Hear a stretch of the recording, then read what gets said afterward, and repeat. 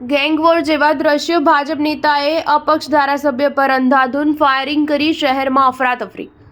ઉત્તરાખંડમાં ભાજપ નેતાઓને જાણે કાયદાનો કોઈ ડર જ ના હોય તેવા દ્રશ્યો જોવા મળ્યા છે। ભાજપના પૂર્વ ધારાસભ્ય કુંવર પ્રણવસિંહે અપક્ષ ધારાસભ્ય ઉમેશ કુમારના કાર્યાલય પર અંધાધૂંધ ફાયરિંગ કરવું। પૂર્વ ધારાસભ્ય પ્રણવસિંહની સાથે તેમના અનેક સમર્થકો પણ ફાયરિંગમાં સામેલ હતા। અપક્ષ ધારાસભ્યના કાર્યાલયમાં ભારે તોડફોડ પણ કરવામાં આવી હતી। સમગ્ર ઘટનામાં 3 યુવકો ઇજાગ્રસ્ત થયા હોવાની પ્રાથમિક માહિતી પ્રાપ્ત થઈ રહી છે।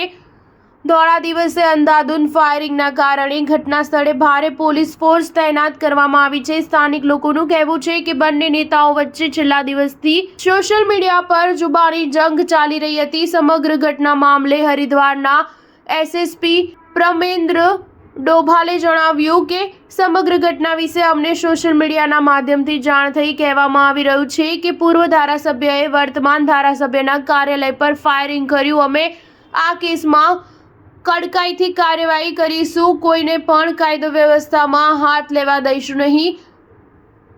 તપાસ શરૂ કરી દેવામાં આવી છે। નોંધનીય છે કે અપક્ષ ધારાસભ્ય ઉમેશ કુમાર અને ભાજપ નેતા કુંવર પ્રણવસિંહ ચેમ્પિયન વચ્ચે વર્ષો જૂની અદાવત છે।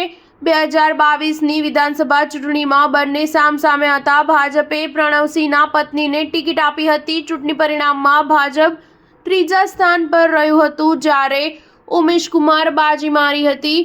કુંવર પ્રણવસિંહ જૂથ તરફના લોકોનો આરોપ છે કે ગઈકાલે મોડી રાત્રે ધારાસભ્ય ઉમેશ કુમારે સોશિયલ મીડિયામાં લાઈવ અપશબ્દો કહ્યા અને પ્રણવસિંહને ચેલેન્જ આપી હતી। પ્રાથમિક જાણકારી અનુસાર જ્યારે પ્રણવસિંહ ફાયરિંગ કરી રહ્યા હતા ત્યારે ઉમેશ કુમાર ત્યાં હાજર ન હતા। થોડા સમય બાદ જ્યારે ઘટના સ્થળે પહોંચ્યા ત્યારે ઉમેશ કુમારે પણ હાથમાં પિસ્તોલ લઈને દોટ મૂકી હતી। જો કે પોલીસ જવાનોએ ધારાસભ્યને રોકી લીધા હતા। સ્ટાર ન્યૂઝ 7 હંમેશા સચ્ચાઈની સાથે।